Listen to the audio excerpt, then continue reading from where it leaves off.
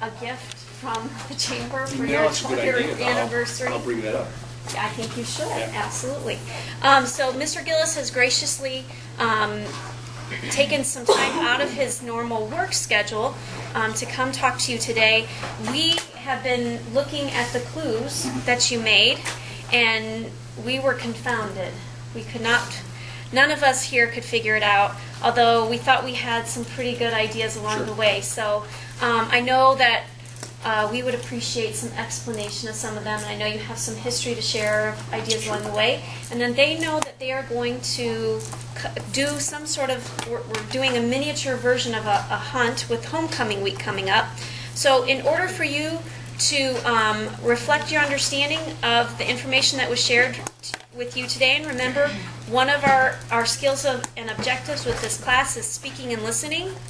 So you are getting a grade on your ability to listen to Mr. Gillis with respect and attention, and you are also getting a grade on how well you listened and understood the information. You are going to get a chance to do speaking today in the form of the question and answers session that we're getting. So I have an organizer for you. Real quickly, I want to explain. On the far left-hand side, anything that he shares that you think, wow, that's kind of cool, I didn't know that, or that's interesting information about what Mr. Gillis has encountered in issues, and especially this year there was an issue. Something that's interesting, you want to write that down. Good advice that he shares with you about making clues or establishing our hunt that you want to record so that you can use it for later, goes in the middle. Really, that makes me wonder. That's where you write down your questions that you're going to ask Mr. Gillis, and down at the bottom, after all is said and done, hopefully you're inspired to start thinking about our own homecoming hunt and where you might have some clues or some suggestions. So I will let you have your space. Thank you. Hi, guys. I apologize to your infamous cameraman because I might move around a little bit, so we'll see how well he handles it. I'm coming off a cold here, so hopefully I can keep my voice up. Mrs. Stolz mentioned how people, what they think, how they comment. The explanations of the clues came out yesterday, and usually there's always a fallout. Now, last night, after a Marigold Festival Committee meeting, a lady confronted me when we were out at Corey's afterwards, and thank goodness she shared some of her thoughts and interpretations, which were kind of interesting. She finished by calling me a genius, which made me feel good. This morning I got an email forwarded from the chamber from someone who was just the opposite, who told me it's time to retire and called me an idiot. So, you know, you can't keep everybody happy, and you have to be prepared for that when you do this hunt of your own. As part of the history, I thought I'd share with you a little bit. When I started this in 1988, for the 10 years before I did it, this was really the medallion. It looked the same. This one they put the year on, because what they used to do is a person would find the medallion and they'd bring it down to the Chamber of Commerce. In the back it says return to Chamber of Commerce, and then they claimed their prizes. It was not the prize choice you have now, which is either a cruise or a trip to Vegas for two. It was a series of prizes donated by generous local businesses. Well, the thing was, they grabbed their prizes, but the thing they were always disappointed in was the fact that they couldn't keep this, because we just reuse it every single year. So we started having these made and leave these with people. We found out quickly that this was made by Caterpillar, and actually it looks and feels like plastic, but it's a composite material that has some metal in it. So the concern immediately was about metal detectors, because there's people out looking with that. So we changed it a little bit to still be plastic. The thought then came up, we put Pepsi, our sponsor, on here. The thought came up that, you know, people really want to keep this. This is their most valued prize of the hunt. So we decided to check with local artists to put together their own medallion. And you'll have to decide what you want to have when you have your hunt. They started making different creations. This is the 1996 one. This is the biggest one ever except for this year's, which was made of glass and probably the same size but also a little bit heavier. When it comes to hiding it, it kind of limits your possibilities. So we found a local artist, and this is just one of several I had, and this was a lady by the name of Linda Travis who made a lot of different ones. It was really great artwork on this. There was the voice again. And we continued that until the idea came up a few years ago that why don't we get Pekin High involved and the art department involved. So you have some of your fellow students who submit to the Marigold Committee their ideas, and the committee then decides. So that's what happens. This year's was done with, at first it was done with glass, and the final product was with glass, but there was actually little bits of copper in it. So we had to have it redone because of the metal detector issue. And that's the one that's gone missing. And to answer questions, I'm always asked every day, what do you think happened to the old one, or has it been found? And the answer is it hasn't been found. It's still out there somewhere. Our thinking is that it was probably an animal of some kind that grabbed and took off with it. It was pretty big and pretty heavy, but more than likely that's what happened. It got lost in a sense. It went missing. We had to react pretty quickly, and it's kind of a lesson in how you have to respond in a crisis. And I used one of the old medallions. I had a second one of these, and this is what we actually then re-hid for the person then that found it. We had to put it in a different spot, not the same spot, but a different spot, same location, because the fear was that someone was pulling a prank on us and found the medallion, was just kind of keeping it and waiting to see how we responded. And the thought was, you put this one back in the same exact spot, what's keeping them from going out and doing it again? So it was in a little bit different spot. No one ever came forward. Believe me, you find this thing, and you're going to call me within seconds. I mean, you're excited. You want to claim your prize. So the thought that someone took it and just hung on to it and then would have taken it and kept it and never claimed their prize just wouldn't happen. So someday, somewhere, and we talked last night at the meeting, I'll probably put out a reward. If you ever find the old one, $25, $50 reward, it's yours, because I just like to know what happened to it. To give credit where credit's due, Bailey Underwood, that is a senior that made this year's medallion, felt for the guy that got this one and didn't get the original, so she actually on her own made him another one, so he's going to end up with 2 medallions. But he worked the clues, worked them well, and figured it out. Just a little bit about the clue explanations. I did 2 things that were different than I've ever done in the past. I always use some kind of reference, but I used 2 different things. One in clue 6 was a reference to songs, to music. And there was a song I was trying to think of because the location is a former Girl Scout camp. So I wanted something that referred to that. It couldn't say Girl Scouts, that would give it away. Girl Scouts would go there, it's a camp, you'd stay overnight. So I just thought of the song, Good Night Ladies. It's an old song. I looked it up in Google and I found a soundtrack it was part of, and then it was part of a play, a movie, so I referred to the Music Man. That song was in it, and there was another one that was called A Sadder But Wiser Girl, again a reference to Girl Scout camp. No one really picked up on that. There were some other references, and it's a valuable lesson there, because if you look at that list, there was one song called Marion the Librarian, so I knew people would go and pretty much ransack the library, which is kind of what happened. Usually I can't show my face at the library for 2-3 weeks because I know they all hate me there. And then 76 trombones. I knew they'd go to any school in the area that may have a music department. But there was those 2 songs that actually applied. What I was also trying to do, if you read the clues, there's a series of numbers in there. And what I thought of doing was use a telephone keypad. Now, if you look on a cell phone or a home telephone, you see the keypad. Of course, there's numbers, but each number has letters. So if I gave you a series of numbers, and you looked at the corresponding letters, you'd want to kind of pick them apart and put them together and unscramble them and maybe come out with a word. The word that I was spelling out was Sodweddle. It was the Sodweddle Program Center out of McNaughton Park. I knew that would be a tough one. I knew it would take time for people to figure out. That's why in the last clue, I really fine-tuned that and heated it up to see how maybe people could figure it out. Well, that clue came out at noon, and it was found at almost 1:15. So people figured it out, and they were that good. But those are the type of things you have to work with when putting a hunt together.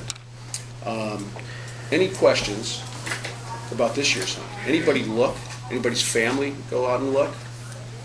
Okay. Did you have any ideas where it was? None at all? Okay. Yep. I have a question. Mm-hmm. Is Pepsi like you guys' only sponsor that you guys have on it? Right. We used to have, again, a lot of local businesses I might have 20, 30 different prizes. Some would give a T-shirt or a cup or something like that. And during the Marigold Festival, we asked so many businesses to do so much for us.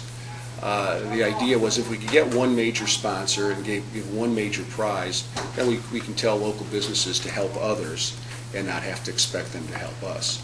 And it's worked out real well. Pepsi makes it possible, and it's been 25 years. We've had these trips that have really been pretty popular with people. Anybody else? Well, I brought with me this year's hunt. Everything is right here.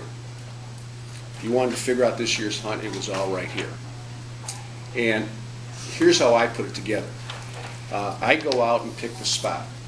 I have 2 or 3 locations in mind, so I start with the first one that I'm thinking of.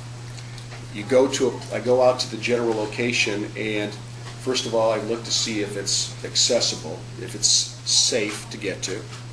Then I start looking at things around me to determine, is there good references or clue references to use, good stuff to throw into the clues. And then I'll look for a particular spot. And once I find that spot, if it still fits, I still like it, say, okay, this is the spot. I take out a little notebook, and I start quickly writing down things that I see around me. And it may be a general description of the area, or it could be specific things. And sometimes it's things that if a person thinks of while they're looking at the clue at home, might get them there, or it's something where you have to actually be there to figure it out. And then I write them all down and list them. I put them in 3 columns, one that describes the Sodwell Program Center, one that described the grounds around it, and then another one where I started listing possible themes, things I could write about that maybe people would pick up on. And then you sit down, you start writing. What I did is, and I always do this, I'll write the clues, usually just 6 of them, and I'll write them in an hour and a half or so. And I finish up, I put them aside, and I just forget about them. I always make sure I write what I was thinking, because I sometimes trick myself. I'll forget what I was referring to. Then I come back in 2 or 3 weeks and take a look at the clues, and now see how they feel, see if I still like them, and start doing my rewrites. Usually they stay fairly the same, but I'll make some adjustments. Then what I do is I have a group of people called my bouncers. And what I do is I bring them in to bounce the clues off them. So I'll say, here's the clue, here's where it's going to be, here's my clues, what do you think? And they do 2 things. First of all, I want them to tell me if they think it's too easy, too hard. But then they look for something that's called unintended consequences. Meaning I put a word in there that had a certain meaning to me, but to them it might mean something else. So when you're putting your hunt together, what you want to do is collaborate as a group, because one of you may see something one way and it's perfect, it fits, it's tricky, but to someone else they say, well, to me, I see it this way. And if I see it that way, that to me gets me there quicker. So you got to look for something you put in there. The lady I mentioned I ran into last night with the clue about Music Man, and one of the songs is Marion the Librarian. She told me, well, she read that, and she went to the library and thought, can't be here, it's too easy. And she had always thought it was down around the lagoon and the pavilion. So she walked around there, and there's a light standard there that has a dedication. It's usually in memory of or honor of someone. It was to memory of someone by the name of Marion somebody. So she was certain it was right there. She tore through bushes and cut herself up and all that. And my comment to her was, that's good, but that's not what I intended. It's just a coincidence. But that seems to happen every year, that someone reads it a different way, and it really applies, but it really wasn't what I was thinking. Because oftentimes I use what I call misdirection, which means I know they'll be thinking this, but I'm going to take them here first. And here's the way to get to where it's hidden, but maybe I'll take them here first, then I'll take them there, which then leads them there. And but in her case, I had no idea there was a light standard with Marion, but it worked. And a lot of times people will contact me and say, I was here, I swore it was here, this fit, and this fit. It was perfect. And they were absolutely right. It just wasn't the spot. So when meeting with the bouncers, we look for those things. Will they read it different? Sometimes we'll say, Like this year, clue number 3 was originally clue 4. They felt there was more in 3 than in 4, so I moved 4 up to 3. And then I always do those rewrites. A lot of times the clues that you end up seeing, I've changed up to a minute or 2 before I release them. There's a word I don't like, or I'm thinking of something else, and I just change it. Or I have an inspiration to go a different way.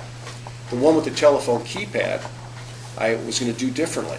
And then I was reading a book this summer, a spy novel, and the genius in the book was somebody who had a phone number or a series of numbers, realized it was a phone sequence, and they tried the number, they called all over the country, it just didn't fit. And this guy, who was smarter than everybody else, said, well, maybe it's not a phone number, maybe it's the letters that are on a phone pad. And he started working with them, and it got him the answer, got him to the bad guys. So it was an idea that I chose to use, and that author's name was actually the password that was with this year's medallion, and still known by no one because no one found that medallion. But that's where I came up with the idea. So then I release the clues and I make the changes in the rewrites. What I'll do is I have a group that I call my spotters. And what they'll do is drive around town and see where people are at. So I get calls that, hey, there's a ton of people here, or a bunch over there. And then I know whether they're getting it or not. But they'll always drive by the general location. And it might be, gosh, there's 40, 50 people here, there's 20, 30 people here. They go by the spot and they'll tell me there's nobody there. So I know they're just not getting it.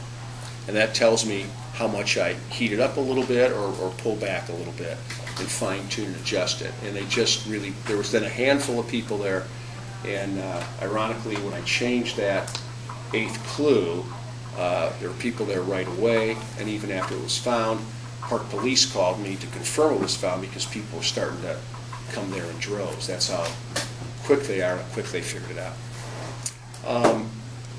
But here's some advice to how you put this together. And you do it as you want. My approach to this 25 years ago, and kind of still is, and the way to picture this is look at your hunt as putting together a jigsaw puzzle. And to where nobody knows what the picture will be except you guys. Now, if you're doing that, if that's what you're going to do, then the first question is, well, what pieces do we release first versus those that are later? What you may want to do, what I always did, is figure, I'm going to do the border pieces. Border pieces will tell you whether it's a big puzzle or a small puzzle. But they really don't tell you anything. The only thing they'll tell you is it's a puzzle. Then what I might do is you look at all the pieces laid out and start picking ones in an order you think will kind of get people closer and closer to it. So as an example, let's say you had a piece that showed hair. Well, maybe instead though, what you're trying to show is it's puzzled with an animal. Well, if you use something that just shows hair, no one's going to figure it out. They know it's hair, but they don't know if it's human or an animal. So you could use that earlier in a clue if you want to let them know there's some living thing in it.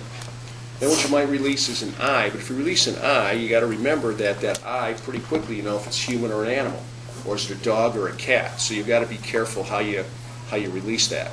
Maybe it's an animal on a farm, so instead you release a little bit of barn siding or something to that effect.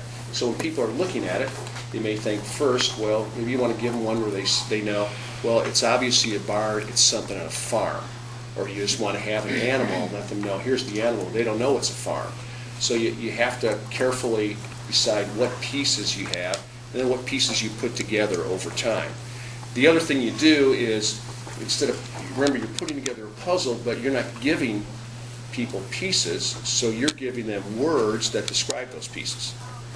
So you have to come up with ways where you can find words that say something in a lot of different ways. And that sometimes is the biggest challenge. So for example, if you want to describe something that was blue, you can come up with blue, but then remember that, well, we hit it near a place that's blue, and how many blue places are there that they can look?